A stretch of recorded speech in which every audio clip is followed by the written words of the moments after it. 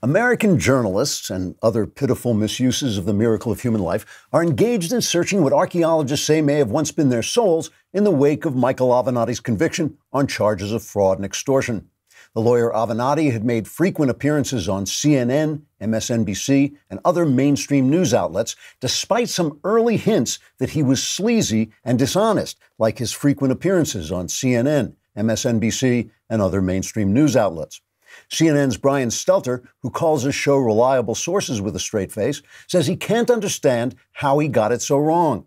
Addressing the CNN audience as the audience was about to board his flight to Tacoma, Stelter said, quote, "I ask myself if perhaps my flagrant bias in favor of Democrats, combined with my deceptive presentation of myself as objective, had left me so dishonest and corrupt that I had to admire Avenatti's dishonesty and corruption, lest I be forced to confront my own. But then I think, it was probably something else," unquote. Commentator Ana Navarro, who speaking on ABC once compared Avenatti to the Holy Spirit, said she now feels the comparison may not have been 100% accurate. The 1980s immigrant from Nicaragua issued a statement in her native communist saying, quote, "There were in fact many similarities between Avenatti and the third person of the Trinity. For instance, the Holy Spirit is the Lord and giver of life who proceeds from the Father and the Son, and Avenatti rips off strippers before extorting sneaker companies while swindling his clients. So it was an easy mistake to make," unquote. Legal analyst Jeffrey Toobin says he felt, quote, snookered by Avenatti because Avenatti pretended to be a corrupt lowlife, but turned out to be an incredibly corrupt lowlife, and Toobin fell for it hook, line, and sinker. All the leftist journalists say they will continue to examine their consciences for another hour or so and then go back to doing exactly what they were doing before. Trigger warning, I'm Andrew Klavan, and this is The Andrew Klavan Show. I feel hunky-dunky, life is tickety-boo. Birds are winging, also singing hunky-dunky-doo. Ship-shaped, tipsy-topsy, the world is zippity-zing. It's a wonderful day, hurrah, hooray! It makes me want to sing. Oh, hurrah, hooray! Oh, hooray, hurrah! You are probably familiar with the old saying, nature thrown out the door comes back in through the window. The idea, obviously, is that you can't banish nature from human affairs, no matter how hard you try. You can write trans women or women as many times as you like on your Twitter feed. You can even use capital letters. But the minute you let trans women compete against real women in sports, say, your Twitter feed will be thrown out both the door and the window, and nature will come back in. It doesn't have a homey saying of its own, but the same can be said of human corruption. Throw corruption out the door, and the Democrat Party will come in through the window. All right, I'm joking. There's corruption on both sides, but the corruption of socialism, of leftism, is almost always worse than the corruption of freedom. In government, corruption usually takes the form of officials unfairly using power for either personal or political gain. So the more power the officials have, the more corruption is likely. Socialism, which replaces free enterprise with government control of the economy, increases the power of government and therefore increases the reach of government corruption. If you have two fairly equal competitors in business, say you got Chevrolet and the Ford Motor Company, they can't really bribe the public to like one car more than they like the other. But if some civil servant decides which car will get the big contract, it's easy to know where to send the bribery check. Here's the problem. Because there's always corruption in every system, and because power is spread out in a free, non-socialist society, corruption appears everywhere in a free society. There's always someone breaking the rules or abusing his position. Petty corruption is widespread in free societies. And because socialism, with its pseudo-Christian pretense at charity, tends to attract young people who are naive and idealistic, socialism presents itself as being less corrupt. The idealists who follow Bernie Sanders, say, are frequently not corrupt themselves because most of them have no power. It's only when socialism becomes the law of the land that you go from the widespread petty individual corruptions of freedom to the deep, pervasive, systemic corruption of socialism. This is why American socialists had to destroy our education system before Bernie Sanders could finally rise as far as he has. Because if you have a good education, you already know all this. The spread of socialism depends on youthful ignorance and idealism. And now you know. All right, we're going to talk about corruption in the press, in the DOJ, in China, maybe even in the Democrat Party if we get that far. I think of communism when I think of Bernie. So do I. So do I, a little voice in my head. But first, let us talk about HR, human resources. It is one of the biggest problems businesses have. When you have a business like the Daily Wire, which has grown so far, so fast, it can be a real problem keeping track of people and especially complying with all the different rules, which are different in every state, and you got to comply with them. When you are running a business, HR issues can kill you, especially in cases of wrongful termination suits, minimum wage requirements, labor regulations, and HR manager salaries are expensive, right? An average of $70,000 a year. Bambee, B-A-M-B-E-E, was created specifically for small businesses to solve their HR problems. With Bambee, you can get a dedicated HR manager who will craft HR policy and maintain your compliance, all for just $99 a month. With Bambee, you can change HR from your biggest liability to your biggest strength. You get a dedicated HR manager available by phone, email, or real-time chat, $99 a month. Go to Bambee.com/Klavan right now to schedule your free HR audit. That's Bambee.com/Klavan, spelled BAM to the BEE.com/Klavan. If you want to /Klavan, you got to have a good HR person. So go to Bambee and figure out how to spell Klavan. B-A-N, there are no easy things. Mailbag is tomorrow. Subscribe to dailywire.com. Absolutely. I completely agree. I concur with that assessment because I will answer all your questions about politics, about your personal life, about religion, anything you want to ask me. And all my answers are guaranteed 100% correct just for the price of subscription. And they will change your life. Sometimes for the better. Sometimes it'll just be high comedy. Go and pre-order Nightmare Feast, please, the second book in the Another Kingdom.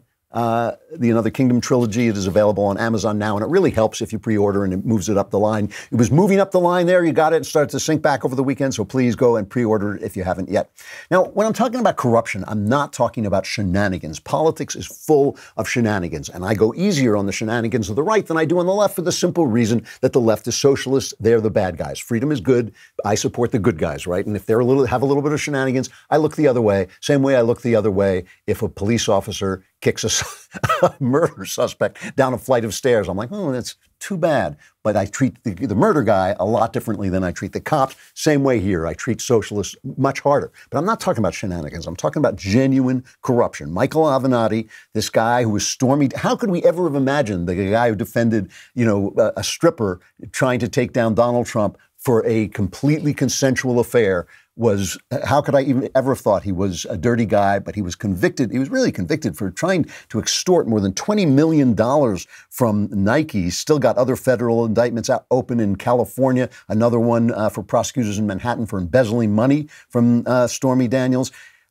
What he did was he had evidence. He said he had evidence that Nike employees had funneled secret payments to the families of top high school basketball players in apparent violation of NCAA rules. And he called them up and he did that tough guy thing where he's, I'm going to destroy you guys if you don't do this.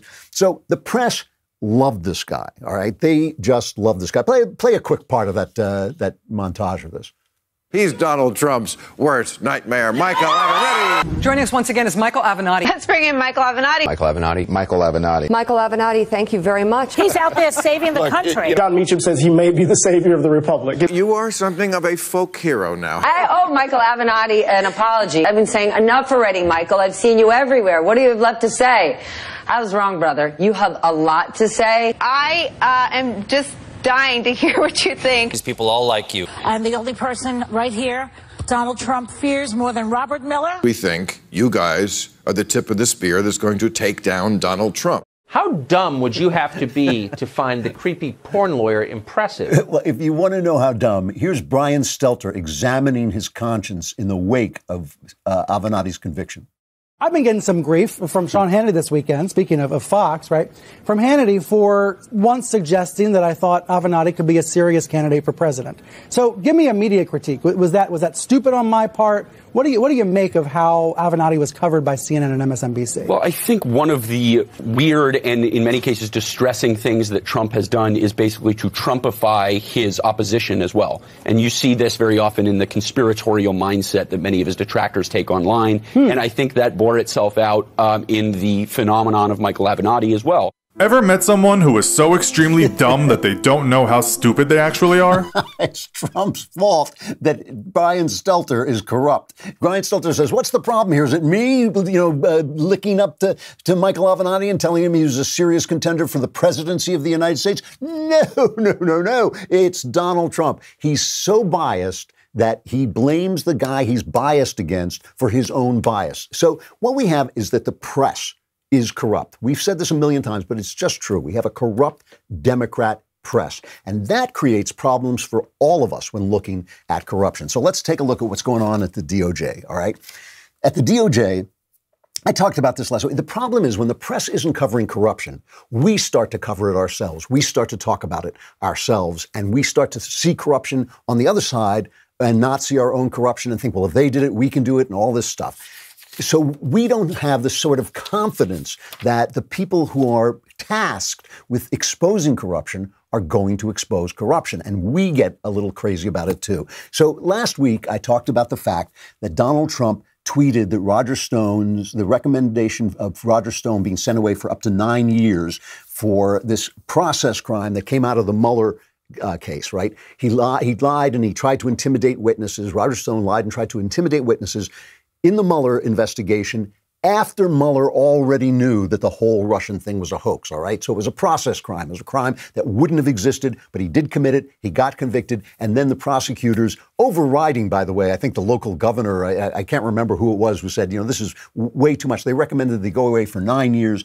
Trump then tweets, that's ridiculous. And the DOJ rescinds the recommendation, causing the original prosecutors to walk away. And 3 of them quit the case. 1 of them quit the DOJ. I said on Thursday, this was bad for Trump. Trump should not have done this. And I wrote a column about it, and the usual Trumpers show up and say, no, whatever Donald Trump does, it's right. If Donald Trump does it, it's right. You don't know. You didn't win the presidency. Oh, you're a cock. Oh, you're that. Oh, this crap, right? And that happens because our press is corrupt. That happens because our press can't be trusted to expose the corruption on both sides. Trump made a mistake. And of course, right after I said it, because here you get tomorrow's news today, Bill Barr comes out, the last honest man in Washington, D.C., comes out and says it's not helpful for Donald Trump to do this. Play the first Barr clip.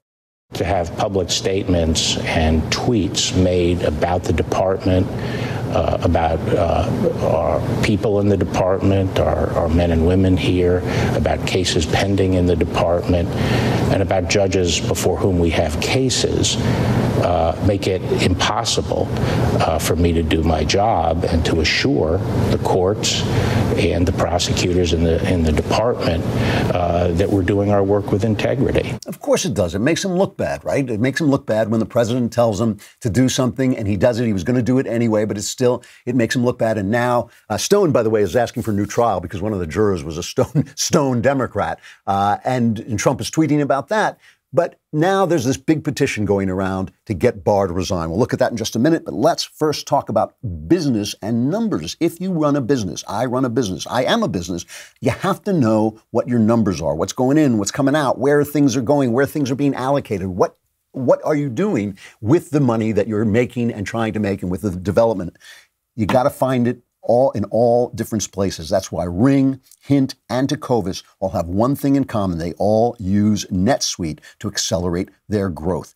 They know that successful companies know their numbers, and you have to have the right tools. And if you're going around to different devices to find every different number, it doesn't work. NetSuite by Oracle gives you the tools you need to accelerate your growth. You get a full picture of your business, finance, inventory, HR, customers, and more. Everything you need to grow all in one place right from your phone or computer. NetSuite will give you the visibility and control you need to make the right decisions and grow with confidence. That's why NetSuite customers grow faster than the S&P 500. Schedule your free product tour right now and receive your free guide, 7 key strategies to grow your profits at netsuite.com/Klavan. That's netsuite.com/Klavan. netsuite.com/Klavan. If you want to grow, you got to know how to spell Klavan. There are no e's in Klavan. It's Klavan. I make it look easy. That's why you think there are e's in it, but there is no e's in Klavan. So now the press, there's a petition going around. 2,000 former DOJ people. The petition was made up by a left-wing organization. They gathered all the information. And of course, Joe Biden and the press are piling on. Here's Joe Biden. This has been the greatest abuse of power I have ever seen at the hands of this president who has no sense of decency or understanding of the Constitution. And bars of facilitating it is beyond my comprehension. I've been around a long time, used to chair the Judiciary Committee for years. No president has ever intimidated a attorney general into abusing power as much as this man has. You're a lying dog-faced pony soldier. He is a lying dog-faced pony soldier. Whatever that means, that is what he is. John F. Kennedy's brother was the Attorney General, Bobby Kennedy, and was constantly running political interference for him. We remember that Eric Holder was Obama's wingman, right? He went out and he covered up the Fast and Furious scandal, and Obama protected him by giving him executive privilege, which he should not have had. Loretta Lynch, of course, we remember meeting with Bill Clinton on the tarmac while Hillary Clinton was under investigation. And remember that Eric Holder didn't prosecute the IRS at all, didn't do anything at all to the IRS after they targeted grassroots Tea Party organizations to keep them silent during Obama's reelection campaign. But the most important thing the Obama administration did, and this is, I mean, because Obama was scandal-free, because Obama was scandal-free, we don't think about this enough. He didn't enforce the law. Let me just read you a little piece from Politico 2012, all right? This is Politico. They're not that, left-wing or right-wing. They're a little more to the left than to the right, I think. But here it says, the federal government won't deport undocumented immigrants under age 30 who came to the United States as children. It is a temporary de facto implementation of part of the stalled DREAM Act, right? It's a loud message to Hispanic voters to remember Obama in November. And they are not enforcing the law. Obama told the DOJ not to enforce the law. On gay rights, too, the administration has asked agencies to do less. In February 2011, the Justice Department announced it would not defend the Defense of Marriage Act against court challenges. It wouldn't enforce the law. The 1996 law, which bars the government from recognizing same-sex marriage, appears headed to the U.S. Supreme Court. They weren't going to defend it. In August, Obama's DHS announced it would no longer deport the non-citizen spouses of gay Americans, a direct contradiction to the Defense of Marriage Act. The tactic has its start in the earliest days of the administration. The Department of Justice announced it would not prosecute medical marijuana users or suppliers in states where it's legal, despite the state laws contradicting the federal laws. Last September, the DOJ also announced a change of legal interpretation that effectively legalized internet gambling. Now, whether you agree with that or disagree with the laws themselves, think about it for a minute. In our government, we have legislators, right? What do? The name kind of gives it away. They legislate. They make law. Then we have an executive. What does he do? Once again, friends, the name gives it away. He executes the law. He executes what the legislature does. What if the president says to the DOJ, don't enforce the law? That's what he did. Repeatedly, don't enforce the law. The legislature ceases to exist. All these people are accusing Donald Trump of being the king, right? Never said a word about this. They never said a word about Obama openly bragging, parading the fact that he was not going to defend the Defense of Marriage Act, that he wasn't going to enforce it, that he wasn't going to enforce the laws against illegal immigration. That was fine. As long as you were doing it, that was fine. But this, where Donald Trump sent out a tweet, and there is no evidence whatsoever that Barr was responding to that tweet. It just, as Barr himself said, made him look bad because Trump doesn't have enough control over himself, and Trump made a mistake. He made a political and moral mistake, right? That's what happened. He made a political and moral mistake that made one of his best people, Bill Barr, look bad, right?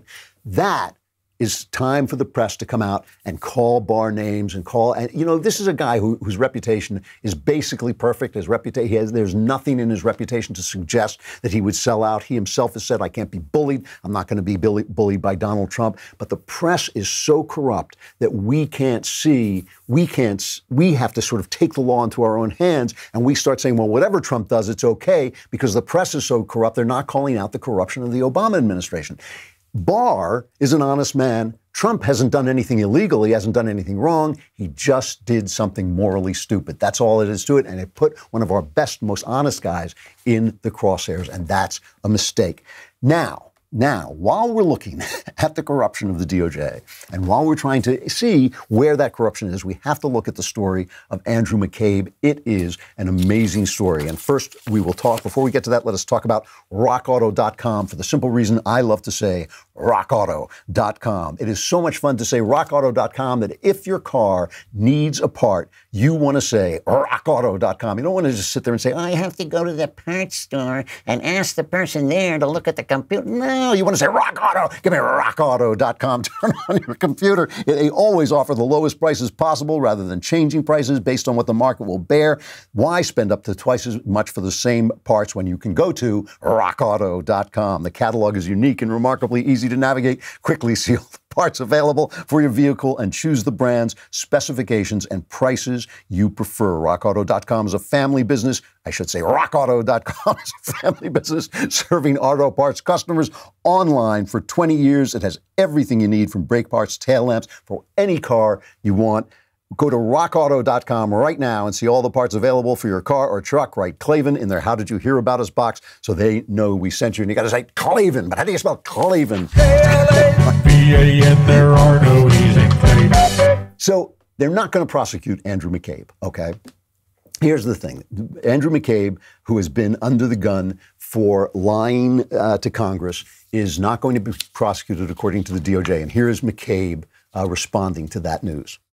The added insult and suspicion that comes with being under criminal investigation just made the entire experience a million times worse.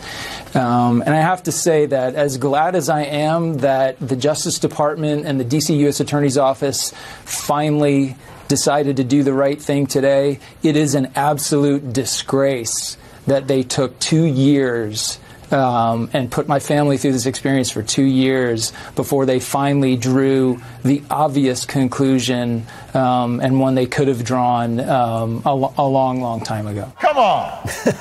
Come on, man. Let's look at this. As this news comes out, Lisa Page, the adulterous lover of Peter Strzok at the FBI, right, the lawyer, she tweets out this thing with her wearing a T-shirt that says, I'm done being quiet, and she's lifting a glass of wine saying, cheers, Andy, okay? Let's remember what it was that Andrew McCabe did, all right, about 2 weeks before the election on 2016. He was then the deputy director of the FBI, and the Wall Street Journal ran a story that questioned his fitness to lead an investigation of Hillary Clinton, right? The Wall Street Journal pointed out that McCabe's wife had received $675,000 in donations from a political action committee that was controlled by Clinton's friend, the governor of Virginia, Terry McAuliffe. I'm getting some of this from Andy McCarthy over at National Review. Okay, so the reporter on the story, right, was a guy named Devlin Barrett. So he's saying that Andy McCabe is not the guy to investigate Hillary Clinton, right? So he calls in and he says, why are you the guy who's going to investigate the probe of the Clinton Foundation? And remember, James Comey at this point is investigating Hillary Clinton's server, right? And is talking about whether to reopen the investigation into Hillary Clinton's server, which he ultimately did because they had found classified information on Clinton's AIDS thing. I know this gets very complicated. I'm trying to simplify it as much as I can, right? So they're having a conversation about whether to reopen the case, and Andrew McCabe gets on the phone, and Comey tells him to get off the phone because his reputation has been tainted by this Wall Street Journal story. So this makes McCabe angry. He gets in touch with who? Lisa Page, right?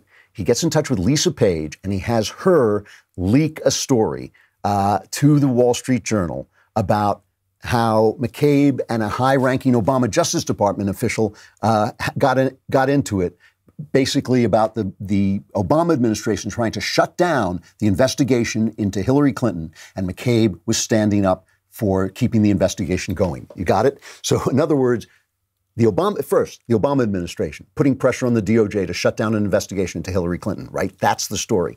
Second, McCabe leaks that to restore his information. He then goes in and blames someone else for leaking it to turn the information away from him. He lies to Congress about all of this stuff, and this story gets dropped. Now these charges have been dropped, right? So the corruption, if you're looking at that, if you got Lisa Page, the woman who was tweeting to her adulterous lover, Peter Strzok, about how we have to stop Donald Trump, right? That and some of that attitude went into the Russian investigation. And you've got them leaking this story and then lying about it, and those charges are dropped. Now let's compare what happened to General Michael Flynn, right? This is a former 3-star general who pleaded guilty to a single count of lying to the FBI about conversations he had with the Russian's ambassador, right? Now this is right after the administration came in. He did nothing wrong, right? This is important. General Flynn did nothing wrong in talking to the ambassador. It was part of his job, but he didn't get the story right when he talked to the FBI. And what happened was Andrew McCabe called up Michael Flynn and said, oh, we're just going to drop over. We want to talk. You know, what does it say? The McCabe called Mr. Flynn personally. This is the deputy director of the FBI, called this 3-star general on other business. He was discussing an FBI training session. And on that thing, he said, you know, we have to have a couple of agents come over and sit down with you and talk about some other stuff about this, talking to the Russian ambassador. Just a casual thing. You don't need a lawyer. Didn't tell him he needed a lawyer. Didn't tell him that lying to the FBI is a crime, that making a mistake is a crime. Here's James Comey, whose idea this was. This was James Comey's idea, bragging about this to Nicole Wallace. You look at this White House now, and it's hard to imagine 2 FBI agents ending up in the sit room. How did that happen? I sent them.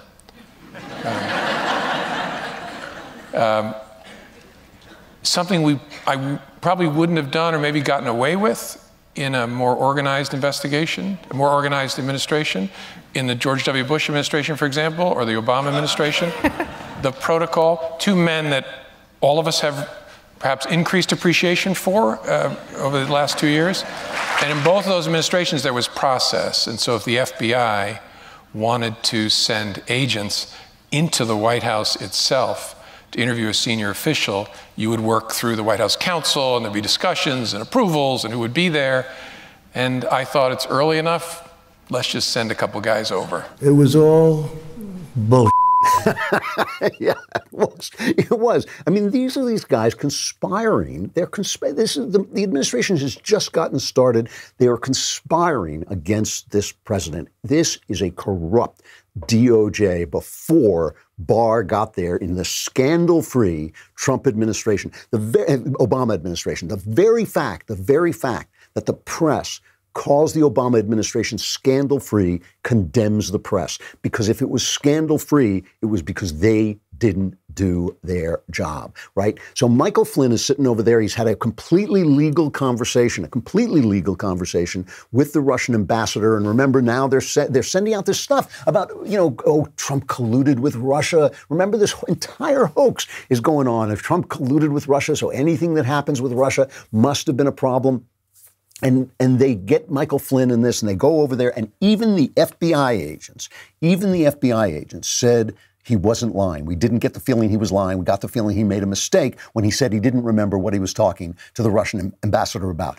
There are accusations. I don't know how much of this is true. There are accusations that the FBI threatened to prosecute Flynn's son, and that's why Flynn pleaded guilty. Now Flynn wants to take back his guilty plea. Very, very difficult to do. It's a really difficult situation. So Flynn, this 3-star general, is under the gun, right? Has been essentially convicted. He's pleaded guilty. And McCabe gets away. And Lisa Page, you know, the adulteress, is like toasting. This is a corrupt organization. James Comey, that's corruption. I'm sorry, that's corruption. This is a targeted attack on the president of the United States. When he calls it a coup attempt, he's absolutely right. When he calls it a hoax, he's absolutely right. But the press has got nothing but time to go after Bill Barr. And, I think this just distorts the entire conversation. I think it distorts us. It makes it very hard for us to get clear about how we feel about corruption, because I don't believe it's true that they were corrupt so that we can be corrupt. I do believe it's true that our shenanigans is better than their shenanigans, because our shenanigans is in favor of freedom. So all the stuff about, killing the Merrick Garland confirmation, that's political shenanigans. That's not corruption. Nobody's taking money or doing the wrong thing. They're actually following the law when they did that. Mitch McConnell was doing what was right for his political party. That's shenanigans. I'm all for it when the right is doing it, because they're doing it in the name of freedom. But this is corruption. This is abusing your power to go after people and pin them to the wall and send good people to prison. And I would like to know, because I don't know, why the case against McCabe was dropped. That is the thing we're going to have to find out in the days to come. Let us talk about I have a message for all of our Daily Wire members. The message is, thanks. You are the people who keep us independent, honest, and one step ahead of the left. You guys are there when cancel culture puts our back against the wall, and we will continue giving you great content and great value for your membership, which means the world to us. If you're not quite sold on a membership yet, I can't see how you wouldn't be. A Reader's Pass is a great way to feel it out. A Reader's Pass will enable you news junkies to read our articles ad-free, including all of Ben Shapiro's op-eds, which are exclusive for Daily Wire members only. It's a great way to stay in touch with breaking news and conservative analysis without a big financial commitment. The Reader's Pass will also get you access to our mobile app, which you'll really like, and that's really become popular with our members, and I can understand why. You can read all of our stories on mobile, and you can also receive push notifications for breaking news and special content. Perfect for when you want to stay up to date on the go. This membership tier is already a bargain at $3 a month, but right now we're offering 1 month for 99 cents. That's mobile, ad-free access to all of the Daily Wire news, exclusive op-eds from Ben Shapiro, and breaking news and updates on our mobile app, all for the low price of $1. So go get a Reader's Pass today and join the Daily Wire community. And when you are in the Daily Wire community, you can be in the mailbag tomorrow, every Wednesday. The mailbag, all your questions answered. You get to scream like that. You know, she screams like that because all her problems have been solved. Come over to dailywire.com and subscribe.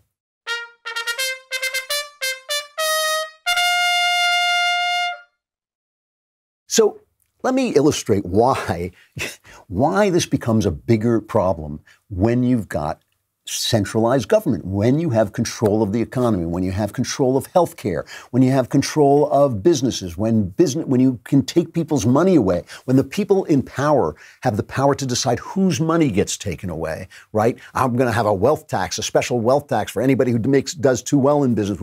Anybody who creates too much wealth, we're going to take some of that wealth. Every time you centralize power, you centralize corruption. And there is a difference. There is a difference between the fact that individual people are corrupt, and corruption in every democratic free society, corruption is widespread, but it tends to be trivial. It tends not to be so deep. It doesn't really matter if the head of a company cheats on his wife in the boardroom. That's a bad thing. He should be fired, but it doesn't really bother you all that much. There's always going to be corruption, and some of it is serious corruption.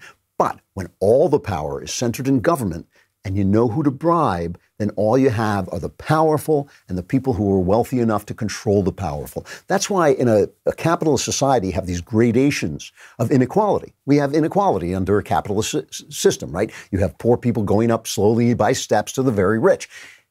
In a socialist society, you don't have that. You have the powerful and you have the people who are out of power, and that's it. You have the powerful and the poor. You have the people waiting on bread lines, and then you have Bernie Sanders, the czar, saying bread lines are a good thing because you have bread.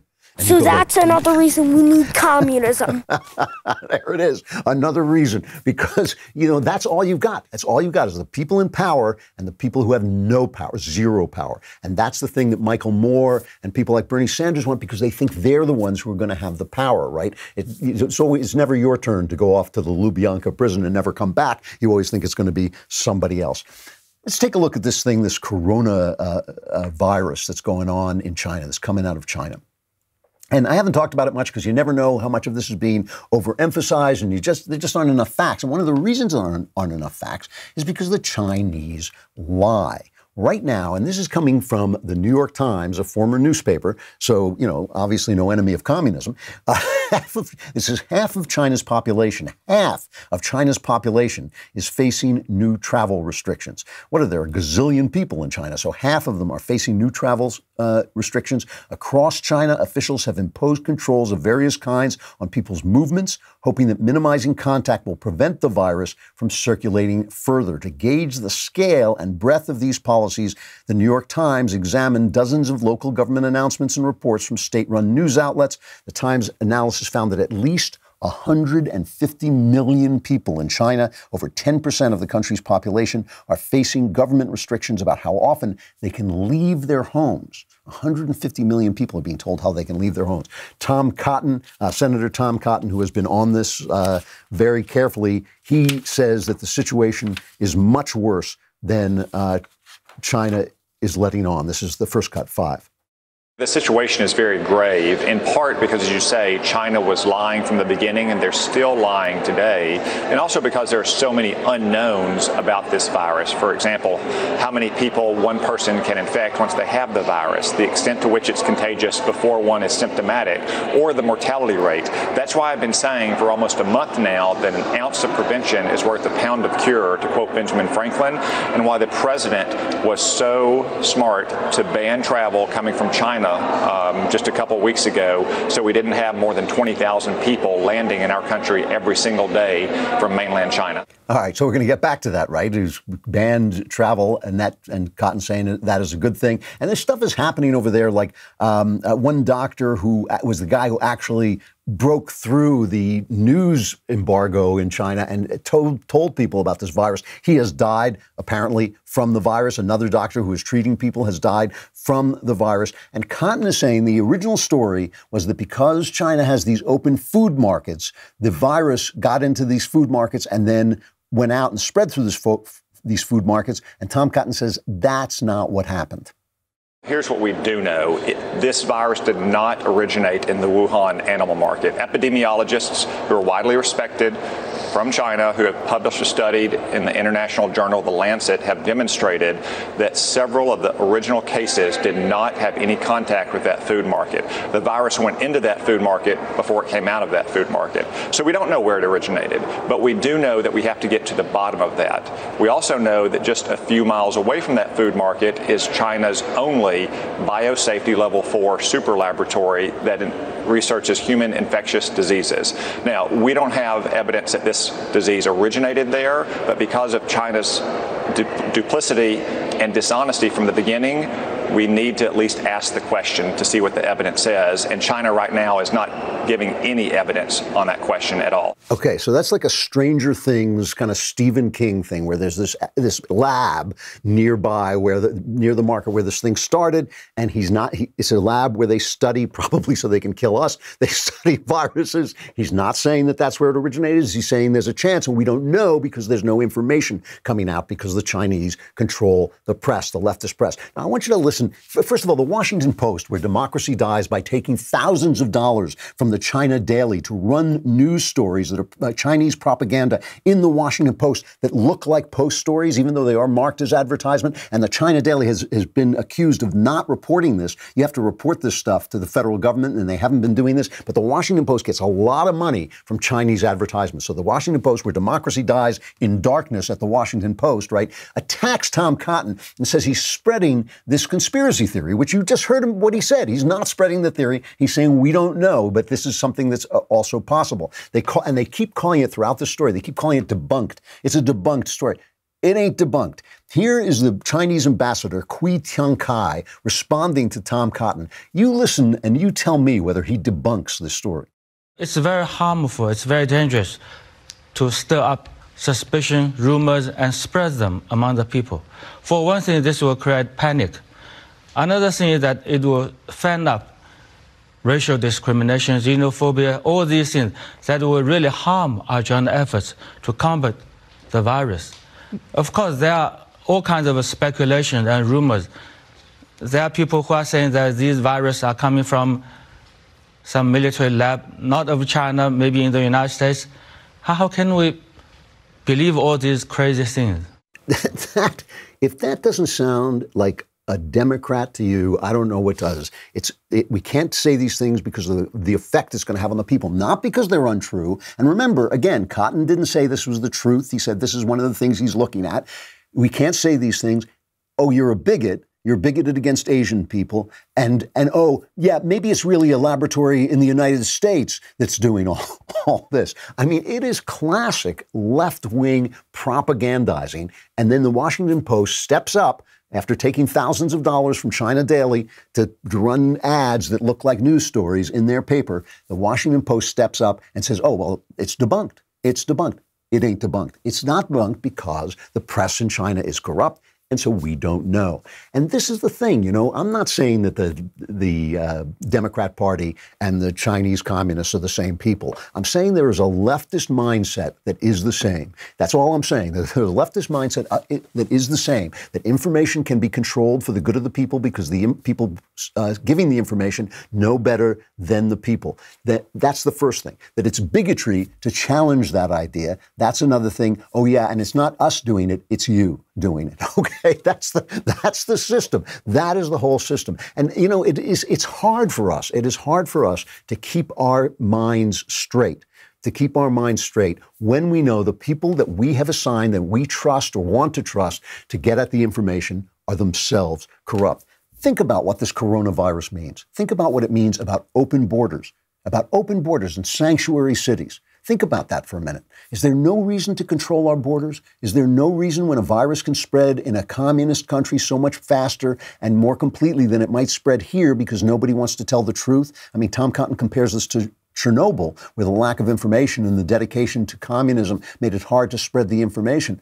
Is there no reason to keep people from that country from coming here? Is the only reason you might keep them from coming here because they're Asian? Or might it be to protect your population from their population, to protect the effects of your good government from the effects of their bad government? I mean, that is one thing right there, open borders. Another thing, government health care. Is there no reason to say that there shouldn't be independent voices, doctors who are not dependent on the government, doctors who are dependent on private practice, who don't have to say what the government wants them to say, who can come out and talk to the press, a free press, and tell them what's going on? This coronavirus attacks everything the left is, everything they are, and that's what they're running on in the Democrat Party. Everything that the left is. All right, a final reflection. I finally got to see some of the movies that were nominated for the Oscars over the weekend. I finally caught up. And so I'm going to give my Oscar because, let's face it, who cares what Oscar they give? One of the pictures I got to see was 1917, a story that kind of steals the last reel of Gallipoli. It's about two guys who are sent out on a mission to cross through enemy territory in World War I. And they want to cross through the enemy territory to call off an attack because the Allies are going into a German trap. So they send these two guys off, and it's all shot as if it's not really shot in one shot, but it's made to look like the whole thing is one continuous shot. And I'll talk about it in just a second, but here's just a clip of the two stars, George McKay and Dean Charles Chapman, as the two men sent on this mission. You hear that story about Wilco? How he lost his ear? Not in the mood. Keep your eyes on the trees, top of the ridge. Bet he told you it was shrapnel. What was it then? Well, you know his girl's a hairdresser, right? And he was moaning about the lack of bathing facilities when he wrote to her. Remember those rancid jakes at Harris? Yeah. Anyway, she sends him over this hair oil. Smells sweet, like golden syrup. Wilco loves the smell, but he doesn't want to cast it around in his pack.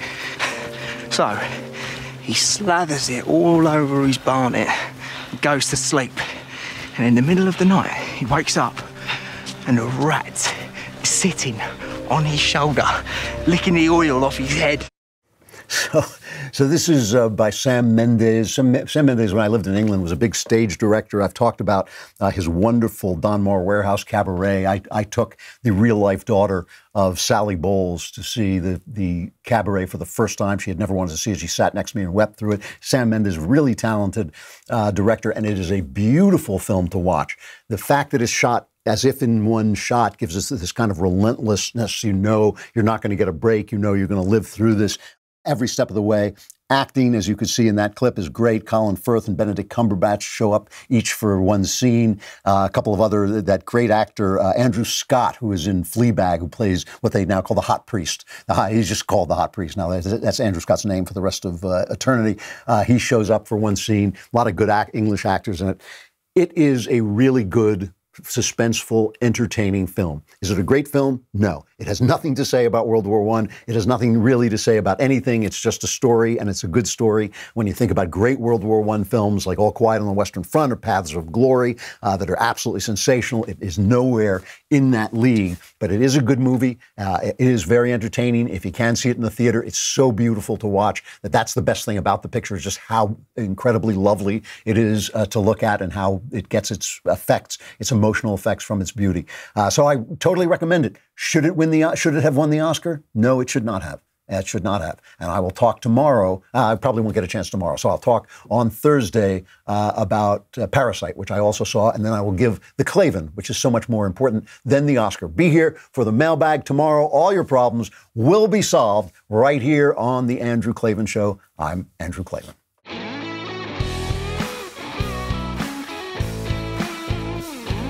The Andrew Klavan Show is produced by Robert Sterling and directed by Mike Joyner. Executive producer, Jeremy Boring. Technical producer, Austin Stevens. And our supervising producer is Mathis Glover. Assistant director, Pavel Wydowski. Edited by Adam Sayevitz. Audio mixed by Robin Fenderson. Hair and makeup is by Jesua Alvera. Animations are by Cynthia Angulo. Production assistants, McKenna Waters and Ryan Love.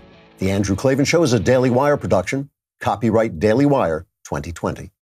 If you prefer facts over feelings, aren't offended by the brutal truth, and you can still laugh at the insanity filling our national news cycle, well, tune in to The Ben Shapiro Show. We'll get a whole lot of that and much more. See you there.